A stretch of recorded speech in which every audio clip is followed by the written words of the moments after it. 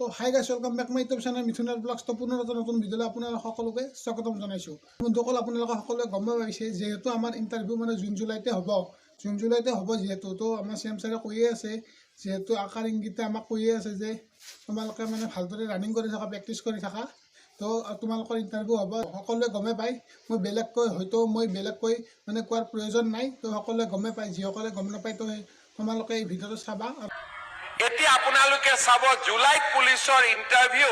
ডেকা ল'ৰা ছোৱালীবিলাকে মদ খোৱা, জুৱা খেলাৰ কথা বাদ দি ৰাতিপুৱা সদায় ৰাস্তাত দৌৰি থাকে, কেনেকে আমি পুলিচত চাকৰি পাম।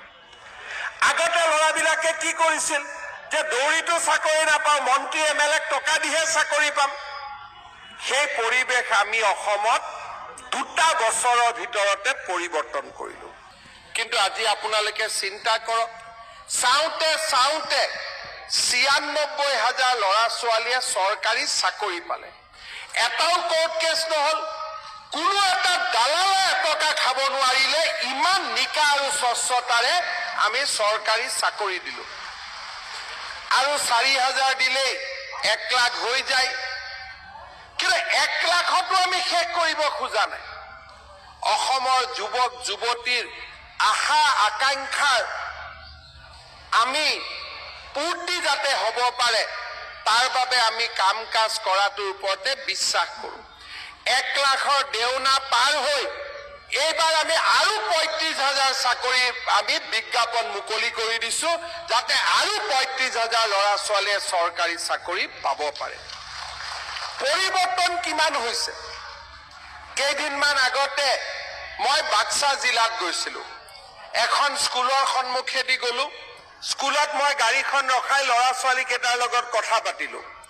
মই ক'লো, মা, আজিকালি স্কুলত পৰিৱেশ কেনেকুৱা হয়? ছোৱালী এজনী, সৰু ছোৱালী, মোক মাত দিলে যে ছাৰ, আজিকালিতো পঢ়িলেহে চাকৰি পায়, সেইকাৰণে আজিকালি স্কুলবিলাকতো শিক্ষাৰ পৰিৱেশ আগতকৈ বহুত ভাল হৈছে। যোৱা 3 দিন আগত মই ধেমাজিত আছিলো। ল'ৰা কেইটামানে মোক আহি ক'লে যে ষ্টেডিয়ামখন অলপ মাটি পুতি ঠিক কৰি দিব লাগে। মই ক'লো, বাবা তহঁতি খেল নেকি? বোলে দাদা আমি নেখেলো। মই বোলো তহঁতৰ কিয় ষ্টেডিয়াম লাগে? বোলে পুলিচৰ ইণ্টাৰভিউ হ'ব নহয়, গতিকে ৰাতিপুৱা দৌৰিব লাগে। এতিয়া আপোনালোকে চাব, জুলাইত পুলিচৰ ইণ্টাৰভিউ।